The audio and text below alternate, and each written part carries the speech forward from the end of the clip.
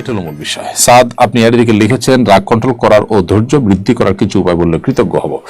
রাগকে নিয়ন্ত্রণ করবার জন্য অবস্থার পরিবর্তন করা, যে অবস্থা রাগ আসছে সে অবস্থা চেঞ্জ করে ফেলা, কোথাও রাগ আসছে সেখান থেকে চলে যাওয়া, দাঁড়ানো থেকে বসে যাওয়া, বসে থেকে শুয়ে যাওয়া, এই জিনিসগুলো মানুষের রাগ কন্ট্রোল করতে সহায়ক ভূমিকা রাখে। দ্বিতীয়ত, অজু করলে, পবিত্রতা অর্জন করলেও আল্লাহ তাআলা তার রাগকে কমিয়ে দেন।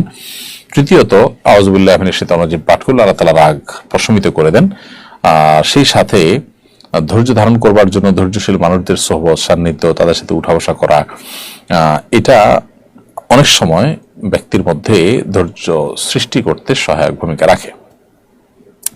এমডি সাজ্জাম হোসেন আপনি লিখেছেন, মাদ্রাসা পড়াশোনার ক্ষেত্রে অনেক সময় দেখা যায় মাদ্রাসা বন্ধ থাকে পরীক্ষার পর, ঈদের পর, কিন্তু বেতন ঠিকই পুরো মাসে দিতে হয়। ছাত্রদের না পড়ে বেতন নেওয়া কি বৈধ হবে কিনা? এটি নির্ভর করে আসলে চুক্তির উপরে।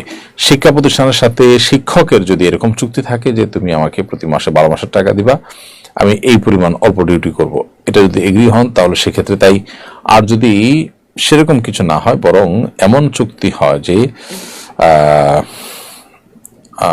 আপনি পড়াশোনার সময়টাতে শুধু বেতন পাবেন, আর যখন পড়াশোনা থাকবে না, বন্ধ থাকবে, এটা বেতন পাবেন না, এরকম যদি চুক্তি থাকে তাহলে তাই।